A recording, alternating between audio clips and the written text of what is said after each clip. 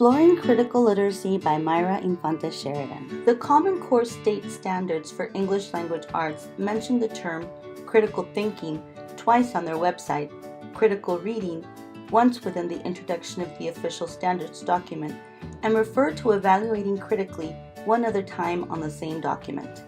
The dearth of critical thinking jargon is surprising, considering that this idea is often mentioned during teacher trainings or when the topic of education is broached. Ironically, the actual standards are written with a new criticism ideology which privileges the text and discourages students from making their own interpretation. Critical literacy can help teachers and students engage with text in a meaningful way, supplementing curriculum lean on critical thinking, which teachers are often pressured to use in their classrooms.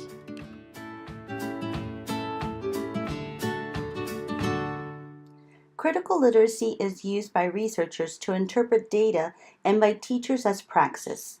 Like most literacy theories, it can be traced to other theories connected to literacy instruction and other fields. Historically, most theories used in literacy research have fallen under the epistemologies of positivism, cognitive constructivism, social constructivism, and post-structuralism. Ironically, positivism has fueled deficit perspectives by establishing learning as linear with standardized checkpoints. Cognitive constructivism, which includes schema theory and reader response theory, sees learning as being constructed by students in their heads and aided by prior knowledge. Elements of cognitive constructivism are still used by teachers and researchers. The epistemologies that follow begin to attempt to counteract deficit perspectives, albeit not always overtly. Social constructivists believed literacy was socially, historically, and culturally situated.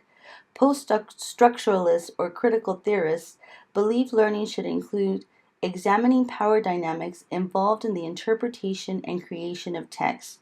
Critical literacy falls under this epistemology and sees literacy as a way to counter the oppression of marginalized people. As you can see from this mind map, it gets pretty big. Paulo Freire introduced the concept of critical literacy by inviting individuals to see the world through a critical consciousness lens, examining power dynamics and the agents that reproduce unjust systems, criticizing social, political, and educational practices which perpetuate the oppression of certain groups, and problematizing accepted norms, embodies the tenets of critical literacy. Critical discourse analysis is used in critical literacy as a tool to enact critical consciousness. Critical discourse analysis emerged as a result of the mobility of individuals within society. It involves being aware of what language can do to achieve a goal, and it makes the invisible beliefs and power dynamics embedded in language visible. Critical discourse analysis argues language is used to broker power in social interactions and says mechanisms in language exist that create or maintain oppressive systems.